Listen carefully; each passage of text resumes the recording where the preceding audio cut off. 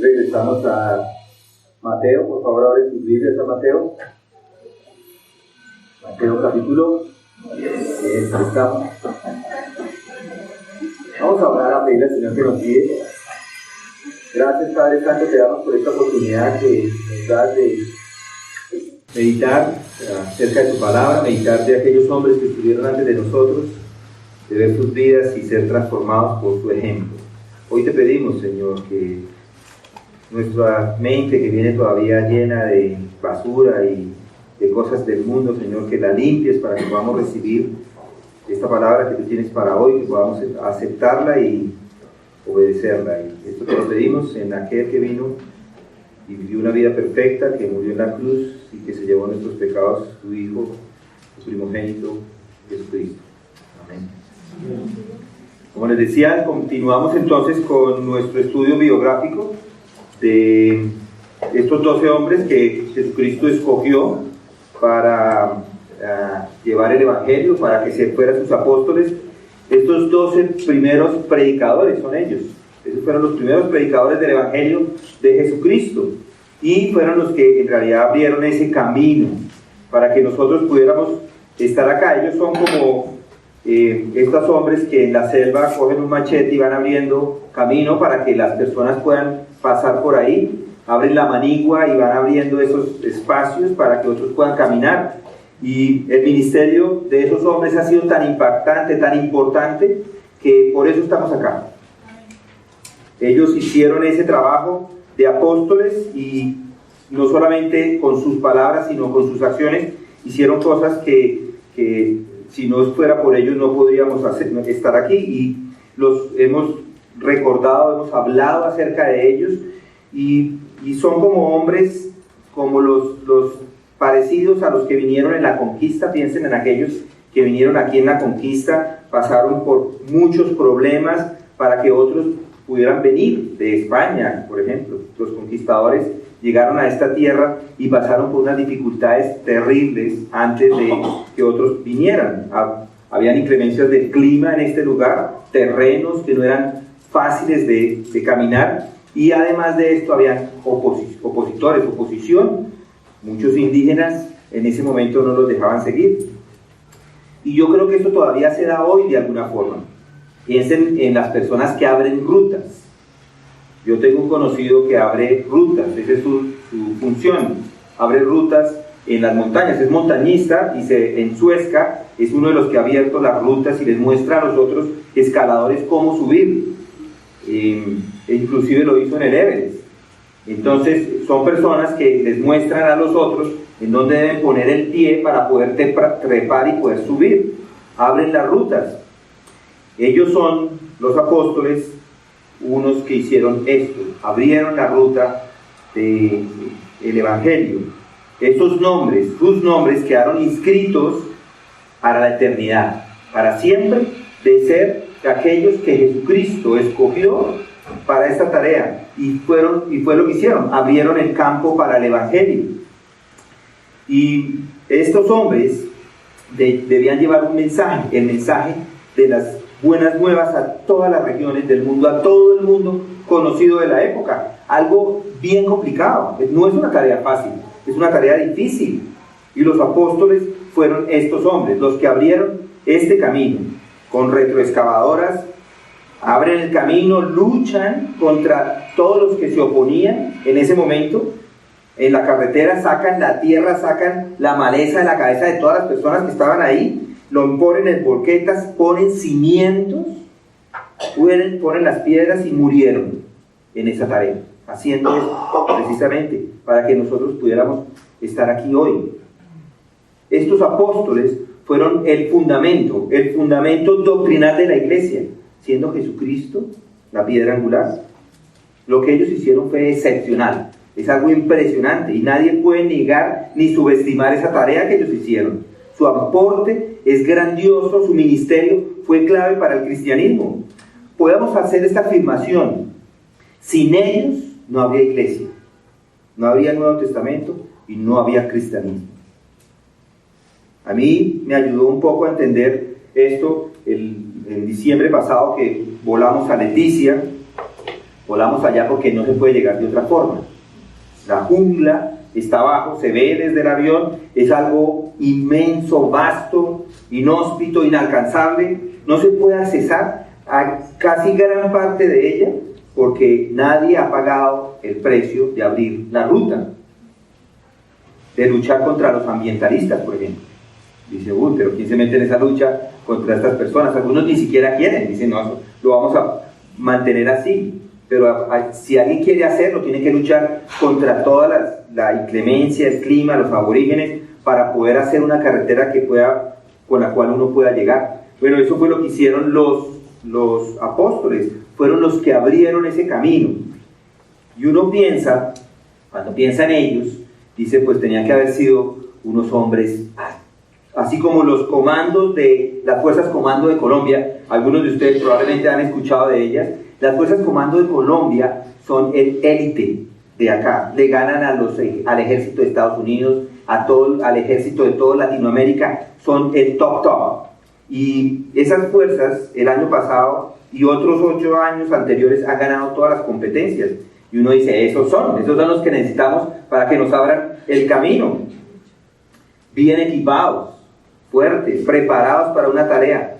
Pero cuando vemos a los apóstoles, no eran ninguna fuerzas comando, y no eran individuos sobresalientes, no eran hombres de reputación, ni de un aspecto especial, no eran los líderes religiosos de su día, o que eran especiales de la forma como ellos se movían socialmente o políticamente, para nada. Era de hecho todo lo contrario, no tenían reputación sobresaliente, nada en ellos era de exaltarse, por el contrario, eran hombres comunes y corrientes, sin ninguna reputación, nada que los recomendara para esa obra grandiosa a que fueron llamados.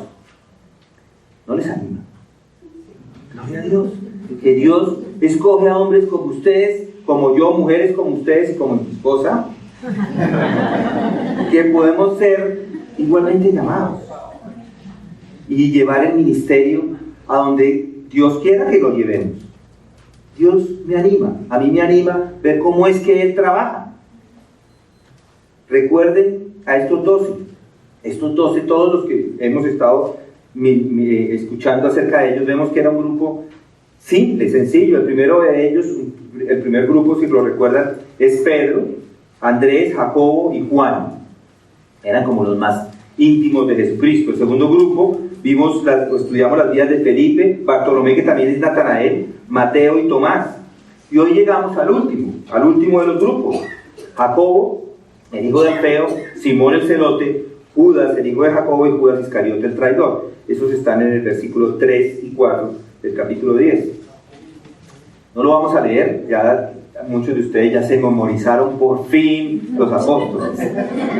Aunque el Señor escoge a estos 12, no tenía una relación cercana con todos ellos. Tenía una relación cercana con esos primeros 4, con Pedro, con Juan, con Andrés y Jacobo su hermano. Un poco más distante con los siguientes 4. Sí tenía una relación, pero un poco más distante. Y con estos últimos que vamos a estudiar hoy, pues estaban casi que afuera de los 12.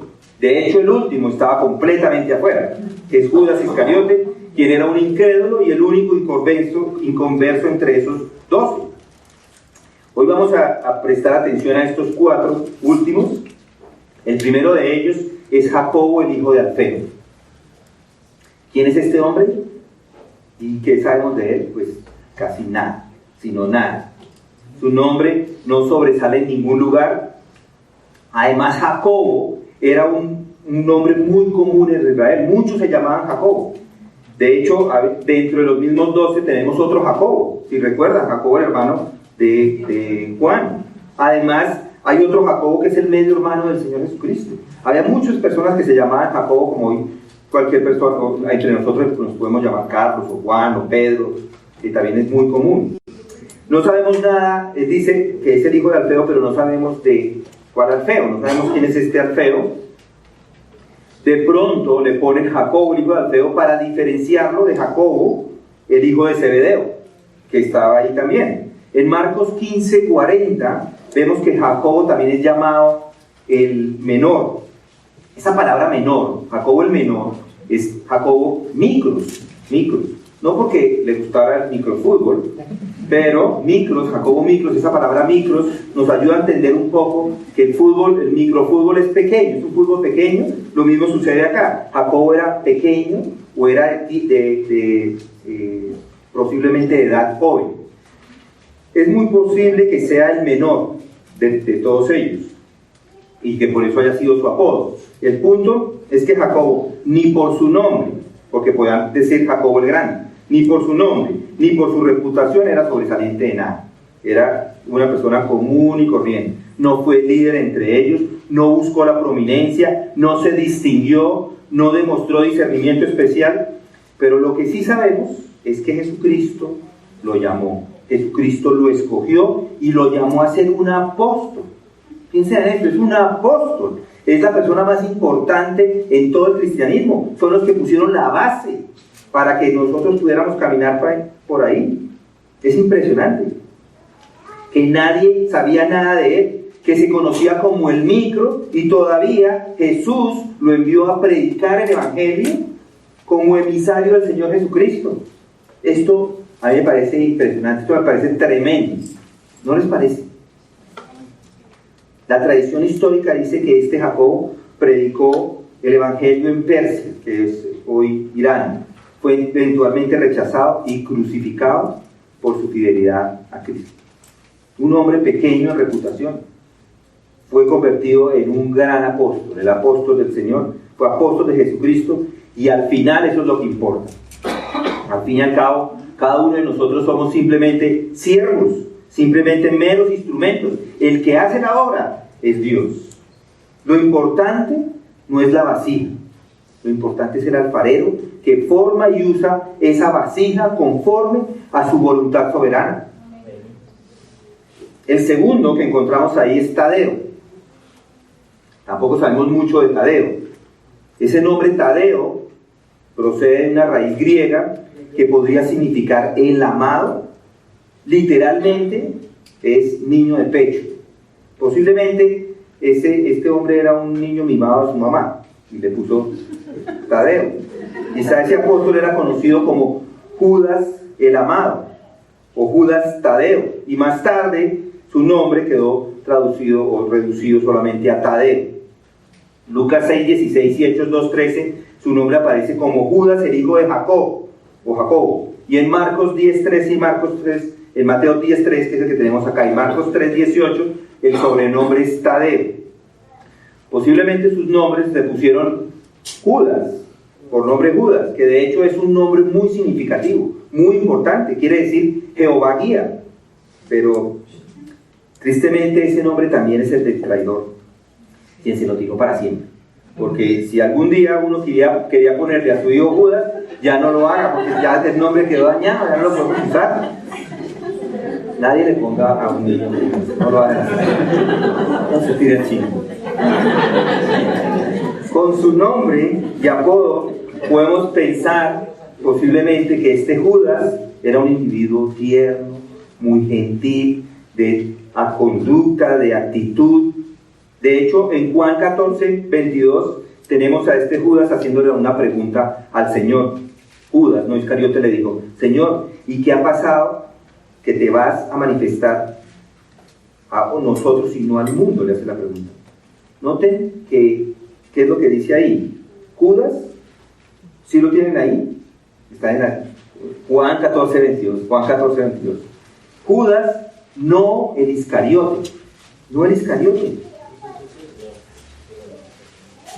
Seguramente a Judas le tocaba aclarar todo el tiempo, constantemente: yo no soy Iscariote, no me van a confundir con ese hombre. Judas, no el Iscariote. ¿Qué problema tenía él? No me confundan con el Iscariote. Este hombre le pregunta al Señor y le dice: ¿y qué ha pasado? ¿Que te vas a manifestar a nosotros y no al mundo? Esta es la única vez que este hombre habla. Son sus únicas palabras. Notamos cierta ternura, ¿no les parece en esas palabras? Señor, todos nosotros sabemos que tú eres el Salvador. Todos nosotros sabemos que el Evangelio es de salvación y perdón de pecados. Todos nosotros sabemos y lo hemos creído porque el mundo no conoce la verdad y nosotros sí la hemos creído y nos las has dado. ¿Qué pasa, Señor? Tú te muestras a nosotros, pero no al mundo. ¿Vas a salvar al mundo en este momento? Ese es un corazón de compasión, que está pensando en los demás. Sálvalos a ellos también. El Señor le contesta y responde, y Jesús le dice, Jesús respondió y le dijo, si alguno me ama, guardará mi palabra, y mi Padre lo amará, y vendremos a él, y haremos con él morada. El Señor se enfoca en este momento en ese llamamiento interno, ese aspecto interno de la salvación. Jesús le hace ver a Judas que la salvación se demuestra por un corazón cambiado, por un corazón que ama al Señor. Cristo solo se revela a ese tipo de personas, a un hombre o una mujer que ame a Dios, y esto es la obra de Dios. El problema del hombre es un problema de corazón. No que no ve, sino es un problema de corazón, y por eso es que no ve las cosas de Dios. Cuando la obra de la salvación de Dios se manifiesta en esa persona, esta salvación se observa en el corazón. ¿Por qué? Porque el mundo generalmente rechaza a Dios. No está abierto a las cosas de Dios. Pablo dice que los incrédulos de este mundo dice lo siguiente, dice, y si todavía nuestro evangelio está velado, para los que se pierden está velado, en los cuales el Dios de este mundo ha cegado el entendimiento de los incrédulos, para que no vean el resplandor del evangelio de la gloria de Cristo. Dios tiene que revelar su evangelio a los hombres de este mundo. Y esto se conoce como la obra de la regeneración, que implica iluminación interna del corazón. Dios se le revela a personas cuyo corazón está abierto a la verdad. ¿A qué verdad? A la verdad del evangelio. Y esto es la obra de Dios. La tradición dice que este hombre Judas, Tadeo, llevó el evangelio a Siria y, como el resto de los apóstoles, muere como mártir predicando ese evangelio. Bueno, no todos los apóstoles murieron como mártir. Si recuerdan, Juan no murió como mártir.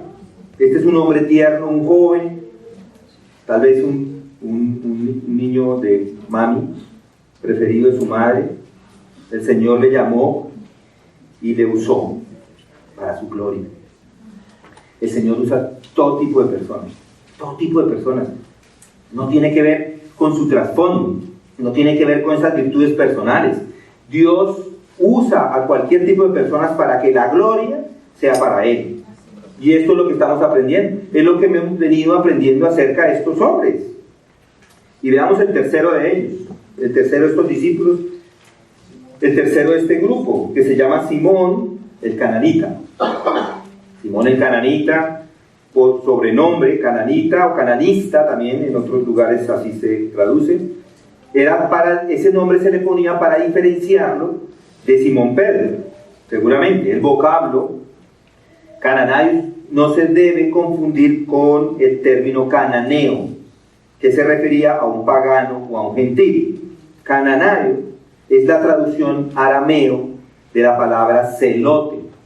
Los celotes eran un grupo de judíos de la época como cualquier otro grupo. Habían diferentes grupos de judíos durante los tiempos de Jesús. Los fariseos, si recuerdan, los fariseos eran aquellos que eran muy detallistas en cuanto a la ley. Estos eran aquellos fundamentalistas de la época, religiosos, muy religiosos.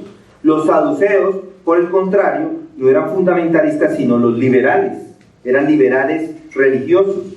Los esenios, otro grupo, ellos eran los monásticos de la época. Ellos vivían como si fueran monasterios. No eran monasterios, ellos se habían ido al desierto, se separaron y se privaron de todos los privilegios y comodidades que existían en ese momento. Y de hecho, muchos de ellos escribieron varias cosas. Ahí se encontraron en 1948 en Qumran, se encontraron muchos pergaminos que estos hombres al parecer escribieron estando allí. Por eso tenemos pergaminos que pueden constatar que la Biblia es como la tenemos hoy, es igual a como la tenían en esa época, muchos años antes de inclusive venir Jesucristo, el Antiguo Testamento.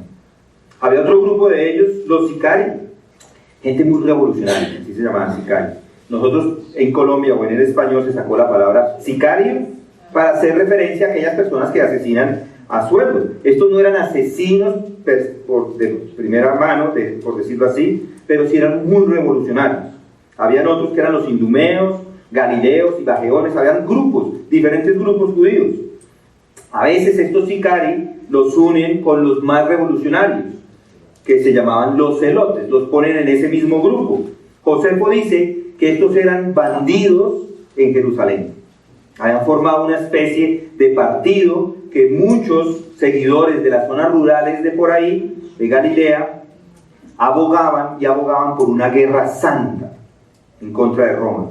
Lo más probable es que en algún tiempo este Simón, el celote, perteneció a esta secta o a este partido y por eso se le pone ese nombre de celote. Encontramos en el Evangelio de Mateo y Marcos que es llamado cananita, y en Hechos y en Lucas celote. Entonces, ya sea celote, ya sea cananita, la idea es que este hombre era un celoso por las cosas de Dios, celoso por las cosas de Dios. Scott, un historiador de la vida judía, dice que estos celotes eran personas muy parecidas a los fariseos, en el sentido de que eran celosos por la ley, pero que eran más violentos. Particularmente estos hombres odiaban a los romanos y su función era hacer ese terrorismo político. Esta semana yo creo que ustedes todos escucharon de lo que sucedió en Bogotá.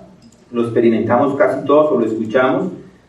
Unos celosos peleaban en contra del gobierno, salieron a pelear y pelearon con el gobierno, y Simón era como uno de ellos, parecido a uno de ellos, quien había venido a Jesús y se había convertido y era uno de sus discípulos en este momento.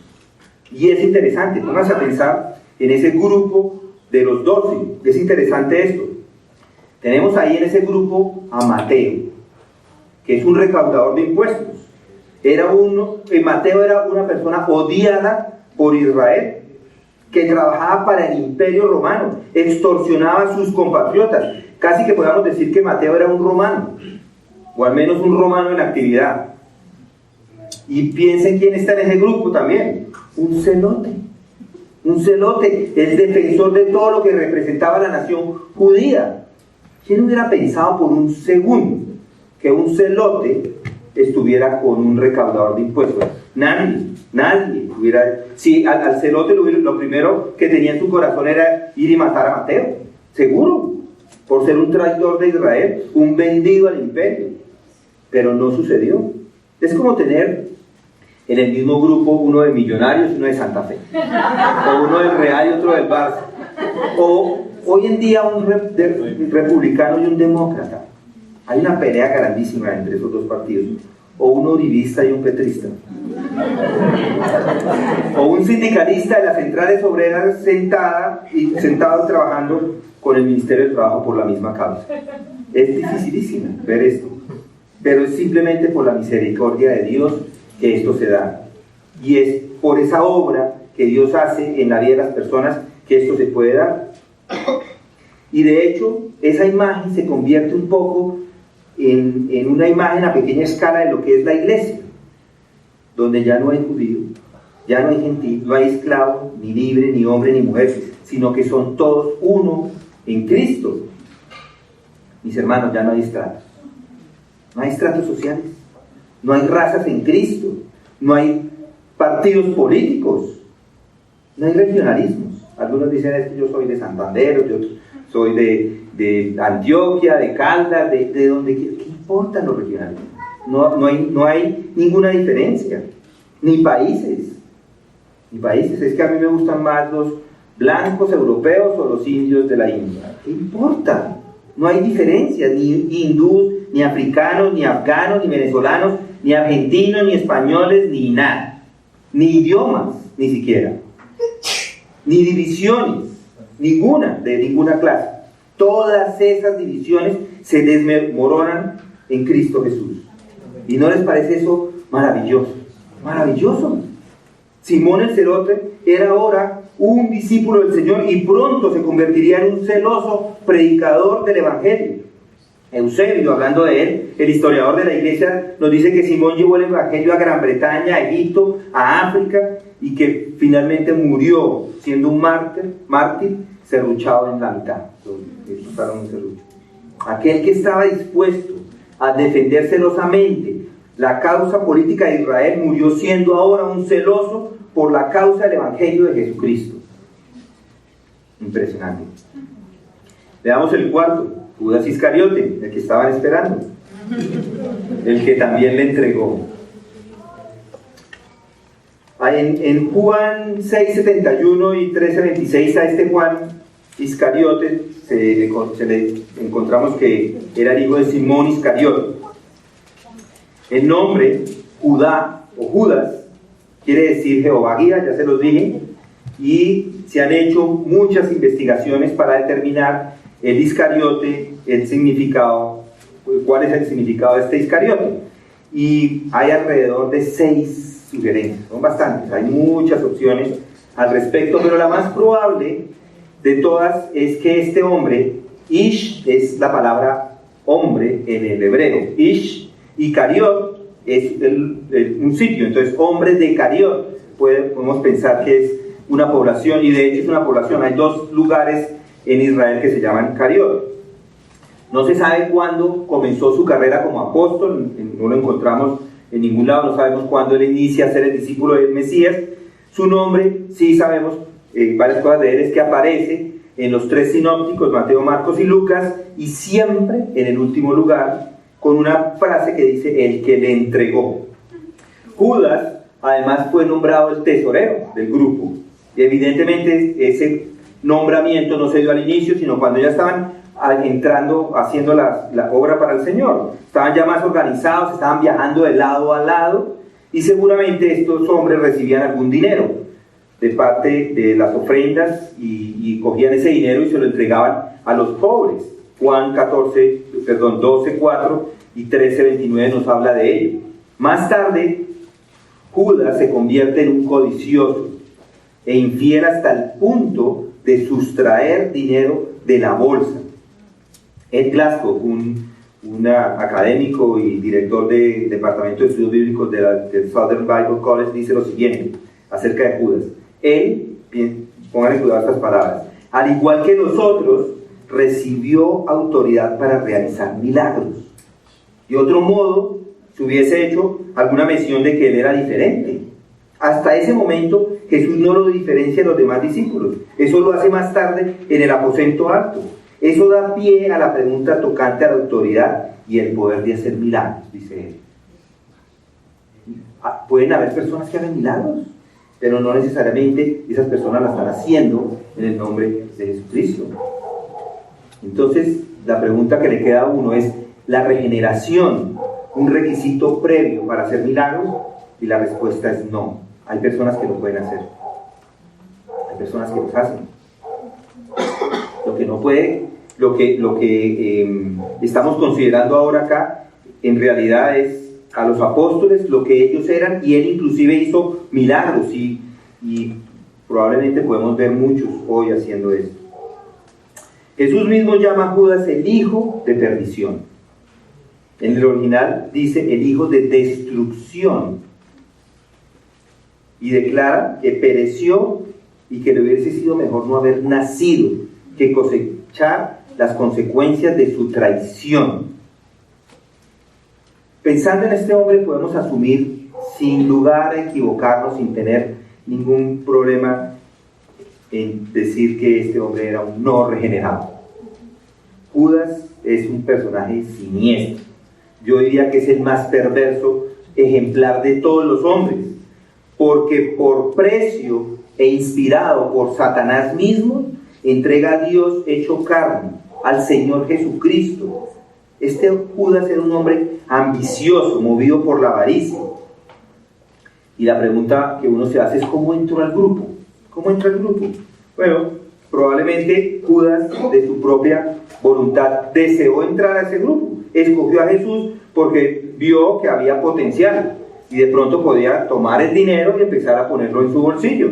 Se acercó a Cristo pensando que Jesucristo iba a ser el líder de toda la nación de Israel, y dijo, si yo estoy cerca, seguramente me va a ir bien económicamente. Al mismo tiempo, Jesús lo escogió. porque era parte del plan profético de Dios. Salmo 41:9 dice: aún mi íntimo amigo, en quien yo confiaba, el que mi pan comía, contra mí ha levantado su calcañar. Desde ahí estaba la profecía, desde los salmos, desde antes. Esto era de esperarse. El mismo Juan en 13:18 dice: no hablo de todos vosotros, yo conozco a los que he escogido. Él lo escogió, pero es para que se cumpla la escritura: el que come mi pan ha levantado contra mí su calcañar. Para que se cumpliera la escritura. Entonces Judas escogió seguir a Cristo movido por esa perversa ambición. Y Jesucristo y Dios lo escoge a él para que se cumpla la escritura. Judas fue el plan divino, aunque Judas siempre fue el hijo de perdición, el diablo desde el comienzo. Veamos algunas cosas de Judas. Vamos a Juan 12. Veamos algo de él, Juan 12.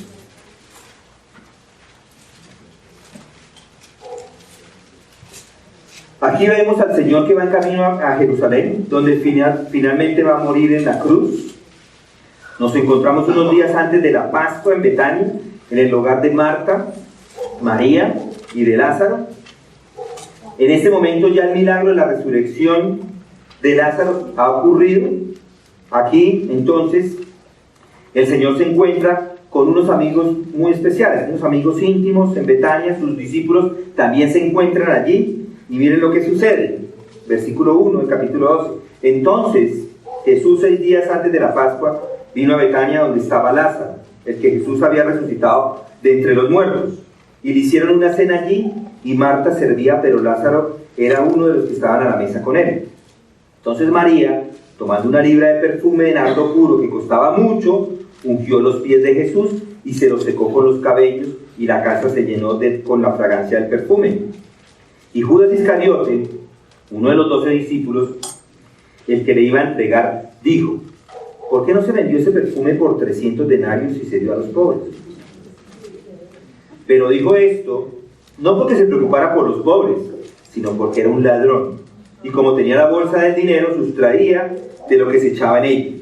Entonces Jesús dijo: déjala, para que lo guarde para el día de mi sepultura, porque a los pobres siempre los tendréis con vosotros, pero a mí no siempre me tendréis. Si notaron el cuarto, uno de los discípulos, el que le iba a entregar, dijo: este acto de tomar este carísimo perfume y usarlo de esa manera, vemos aquí, usarlo de la manera como lo estaban usando, y vemos aquí a este materialista y falso discípulo haciendo este comentario. Y piensen en los otros discípulos. Qué tremendo corazón de este Judas, ¿no les parece? Qué tremendo, qué generoso, qué buen hombre. ¿Cómo no se nos ocurrió a nosotros hacer eso mismo? Y, como dice Juan en el 6, él ya en ese momento sabía, al momento de escribir el Evangelio, ya sabía quién era Judas, y dice: pero dijo esto no porque se preocupara por los pobres, sino porque era un ladrón. Él ya sabía, Juan, en ese momento. Pero noten varias cosas. 300 denarios. 300 denarios era muchísimo dinero, porque un denario es el salario de un día. Entonces, para hacernos un poquito a la idea de esto, piensen que el perfume costaba 15 millones de pesos. Y se lo está poniendo en los pies a Jesucristo, como María lo hace, como un acto supremo de amor por el Señor. Y muchos estarían aterrorizados. 15 millones en limpiarle los sucios pies a Jesús, porque estaban sucios, pero 15 millones, no es necesario. Es necesario gastar ese dinero ahí. Hubiéramos comprado unos sándwiches en Subway y hubiéramos llevado a la frontera a todos los venezolanos allá muriéndose de hambre, pues hubieran 15 millones a casa para mucho. Judas hipócritamente dice que eso fue un desperdicio, porque podría haber sido usado para los pobres. Qué noble pensamiento, pero mentira. Él quería guardarse el dinero para su beneficio propio. ¿Qué tipo de persona es él? Él estaba en el círculo de los amigos de Jesucristo. Él era uno de los discípulos del Señor, pero es un perverso traicionero. desde el principio. Jesús le responde en el versículo 7. Entonces Jesús dijo: déjala, para el día de mi sepultura he guardado esto, porque a los pobres siempre los tendréis con vosotros, mas a mí no siempre me tendréis. Es impresionante.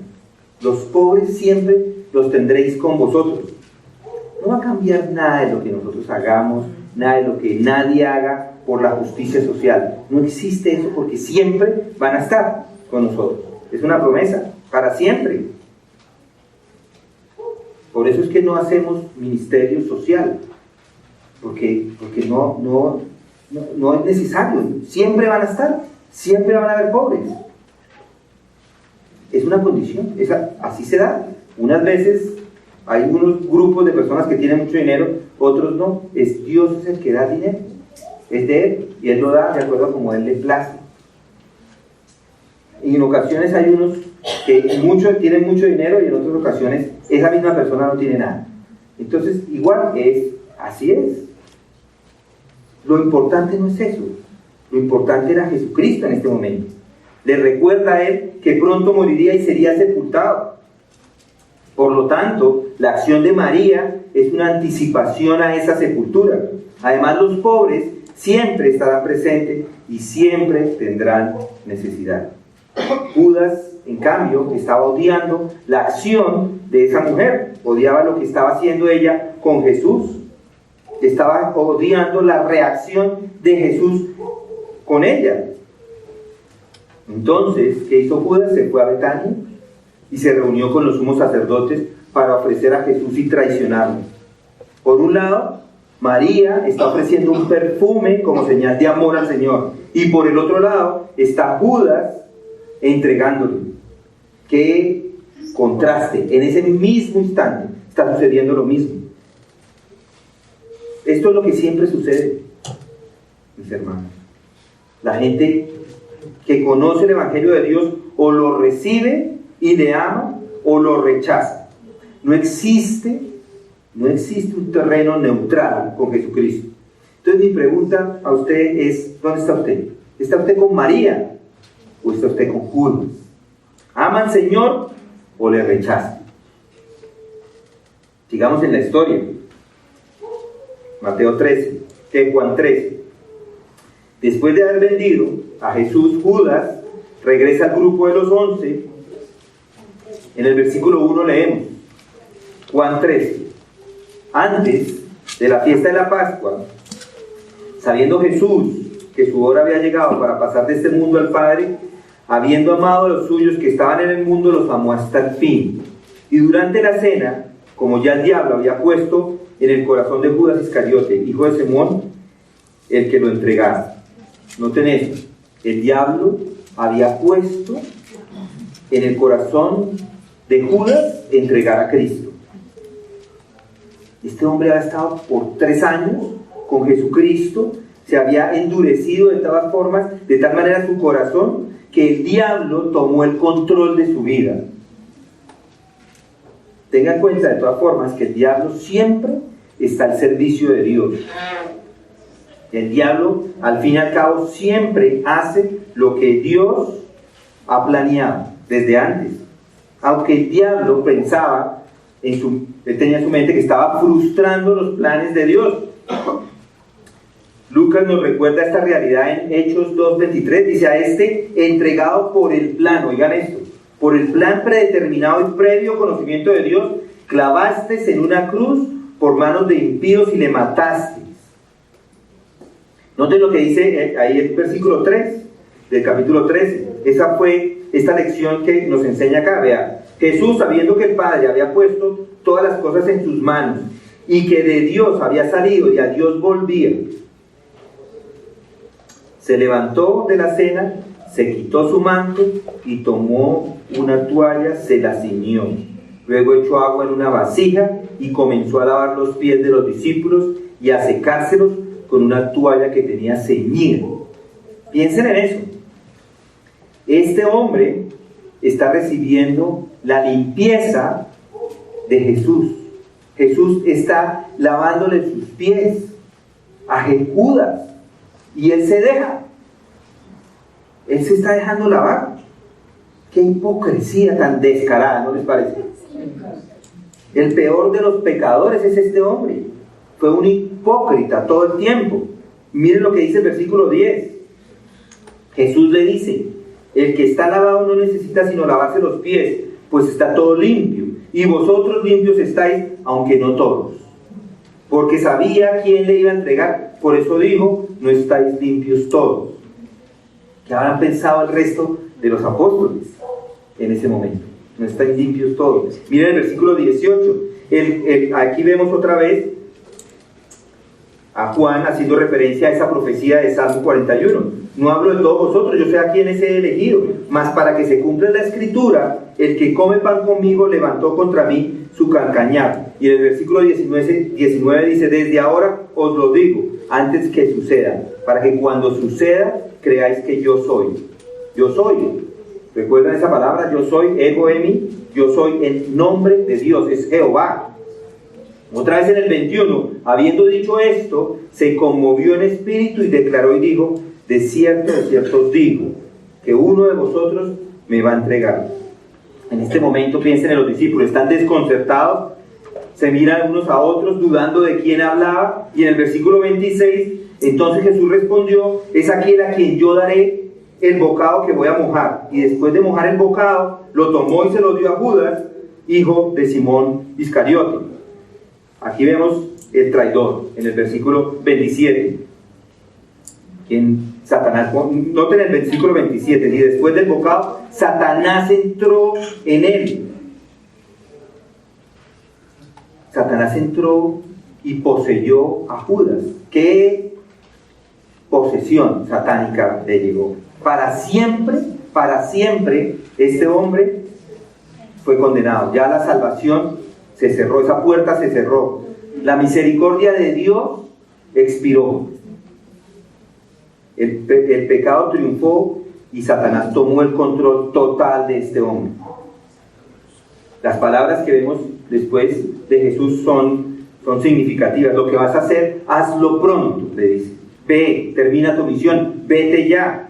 Pero ninguno de los que estaban a la mesa entendió por qué dijo esto. Y el versículo 29 dice: porque algunos pensaban, puesto que Judas tenía la bolsa, que Jesús le decía: compra lo que necesitamos para la fiesta, o que diese algo a los pobres. Y en el 30, cuando él hubo tomado el bocado, luego salió y era ya de noche. El traidor salió.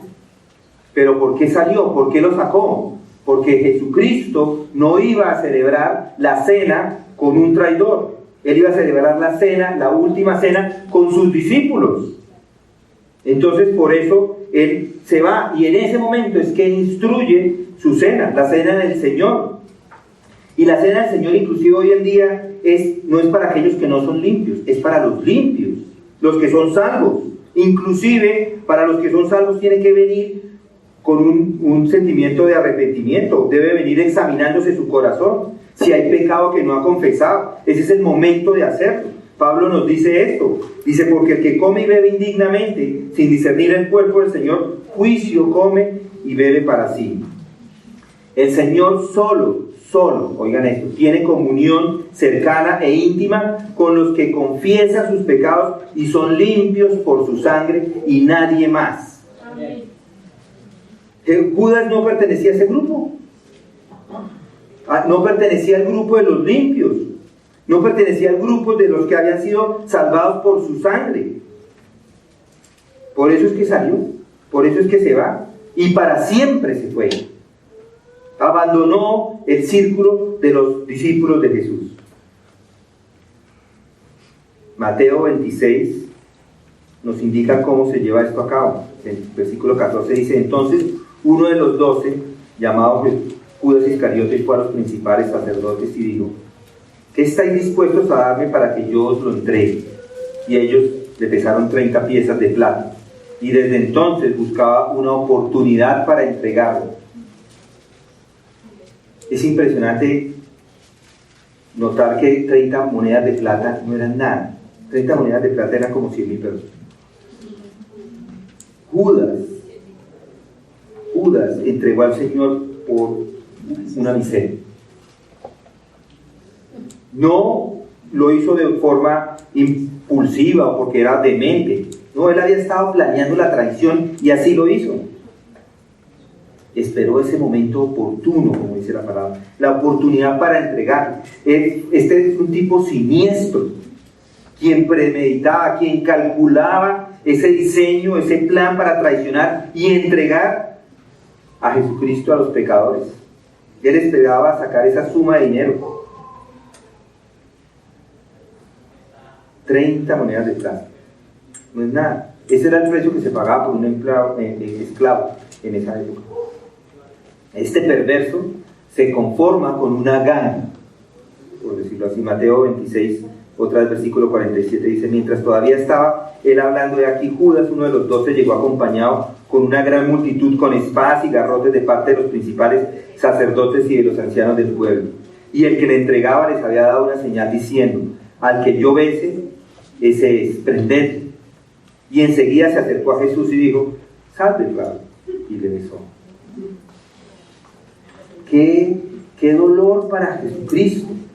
Uno que había estado con él 3 años, su amigo, uno de los discípulos, uno de los íntimos, uno de los 12. Y piensen en los otros discípulos.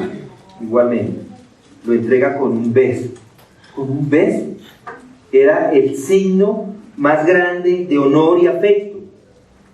Este Judas profanó todo. Profanó la noche, profanó la Pascua, profanó al Hijo de Dios, profanó el sitio de oración, porque allí se encontraban orando ellos, los discípulos, y a menudo se reunían a orar allí. Profanó al Señor del universo. Lo vendió por dinero. Qué duro fue eso. Inclusive para él fue un peso. Lo manifestó en su conciencia y comenzó Judas a experimentar un infierno en él mismo. Mateo 27 nos dice: entonces Judas, en versículo 3, el que había entregado, viendo que Jesús había sido condenado, sintió remordimiento y devolvió las 30 piezas de plata a los principales sacerdotes y a los ancianos, diciendo: he pecado entregando sangre inocente. Pero ellos dijeron: ¿a nosotros qué? Allá tú. Y él, arrojando las piezas de plata en el santuario, se marchó y fue y se ahorcó. A partir de aquí vemos cómo esta historia corta, este pecado que él comete, tiene en él un remordimiento grandísimo, pero eso no es arrepentimiento. Él no se ha arrepentido, simplemente tenía remordimiento. La conciencia le estaba gritando tan duro que no la podía callar, y lo único que pudo hacer es: voy a tirar una soga. Y fue a tirar una soga, la amarró para ahorcarse, pero no se ahorcó. Se le parte el palo, cae y se abre a pedazos. Así muere. Pensó que devolviendo el dinero lo podía hacer, pero ese pecado, ese remordimiento, esa conciencia, esa desesperación no se lo permitió, que lo llevó a morir de esa manera tan trágica. Ahora pensemos en cómo esa miserable vida de este hombre nos puede ayudar. ¿Cómo podemos sacar algo de esto? ¿Qué nos sirve para nosotros hoy? En primer lugar, Judas es un ejemplo de una vida de alguien que la desperdicia las oportunidades. Ante ese privilegio, piensen en el privilegio que tuvo este hombre de haber estado junto a Jesucristo, de haberlo visto cara a cara, de haber escuchado sus palabras, de haber sido expuesto a la mayor luz del mundo, y que decidió rebelarse y escogió el camino de la perdición. Impresionante. Hay muchos que pueden que hayan escuchado el Evangelio hoy en día o muchas veces. No permita que eso quede ahí. Judas, además, buscó las riquezas de este mundo en lugar de la verdadera riqueza espiritual. El amor al dinero, como dice Proverbios, es la raíz de todos los males. Ese amor le llevó a vender al Hijo de Dios por precio. Además, vemos en él también un ejemplo de la traición. Él es un ejemplo de un traidor. Así son los traidores. Se involucran en las en el liderazgo, se involucran en una iglesia y en cualquier momento, ¡pum! Así es. La lealtad es muy valiosa. La lealtad es muy importante. La lealtad al liderazgo, la lealtad a Cristo, la lealtad a la iglesia. Aquí vemos también un poco la paciencia del Señor. ¿Cuánta paciencia? Yo, fuera Jesucristo, en el primer momento, sabiendo que ese era el hombre, ya lo hubiera fulminado. Pero él estuvo 3 años con él sabiendo quién era este hombre. Pero Pablo dice, ¿y qué? Si Dios, aunque dispuesto a demostrar su ira y hacer notorio su poder, soportó con mucha paciencia a los vasos de ira preparados para destrucción. Él parecía genuino. Si uno lo mira por fuera, parece un hombre genuino. Tenía la apariencia de ser uno real, pero engañó a todos. Todo el mundo estaba engañado. Y finalmente demostró lo que era. Solamente hay que dar tiempo. El tiempo lo dice todo. Con el tiempo se sabe quiénes son verdaderos y quiénes no. Judas tiene mucho que enseñarnos. Hoy, si usted hoy no conoce al Señor, si el Señor no es su Salvador, si ha escuchado el mensaje del Evangelio y aún no se ha rendido a Él, aún no se ha humillado, aún no ha confesado su pecado, aún no le ha pedido al Señor que le salve, hoy es el día de salvación. No sea como Judas, quien una y otra vez desperdició todas las oportunidades y terminó ¿en dónde? Torturado para siempre. Un Judas solo puede producirse cuando se está cerca a Jesús, cerca al Evangelio, cerca a la verdad. El que mucho recibe, más se requerirá de él. No se vaya de acá si usted no ha creído. No lo haga. No se sabe si va a tener otra oportunidad. Estos 12 hombres, hemos estado estudiando a estos hombres. Es asombroso ver cómo Jesucristo escoge a estos 12 hombres comunes y corrientes, llenos de debilidades, con poca educación, plagados de celos, de envidia, pero ellos fueron los representantes de Jesucristo en esta tierra. No los escogió nuestro Señor por lo que ellos eran, sino porque iban a ser llamados. Él los escogió para lo que iba a ser llamado. La vida de cada uno de estos hombres, con la excepción de Judas, demuestra lo que la gracia de Dios puede hacer con hombres ordinarios. Los mismos dirigentes de Israel así lo vieron. Lo reconocieron a ver el denuedo de Pedro y de Juan, sabiendo que eran hombres sin letras y del vulgo. Se maravillaban y lo reconocían como hombres que habían estado con Jesús. Estos hombres fueron transformados por ese poder del Mesías. Sus pecados fueron perdonados y sus vidas llenas del Espíritu Santo para que proclamasen ese mensaje del Evangelio. Primero a la nación de Israel y luego al resto del mundo. Y vamos a empezar a hablar de eso la próxima semana, no se lo pierdan. Padre, gracias te damos por tu palabra, gracias porque tu palabra es verdad, es viva y eficaz y más importante que espada de 2 filos, que nos muestra en dónde estamos, nos muestra nuestro corazón, nuestra mente, nos muestra, Señor, nuestros errores. Y hoy, Señor, mi oración hoy en especial es por aquellos que no han doblegado todavía sus rodillas a aceptar el verdadero Evangelio. No permita, Señor, que se vayan de este recinto sin haber sido transformados por la fe que tú das en Cristo. Hoy eso te lo pedimos, Señor. Te pedimos que estos hombres como ejemplo nos ayuden también a nosotros a estar tranquilos, que como hombres comunes y corrientes podemos ser usados de una manera grande para que la gloria se vaya siempre a ti, Señor, a tu nombre y a tu Hijo Jesucristo. Y es en el nombre de Él que oramos.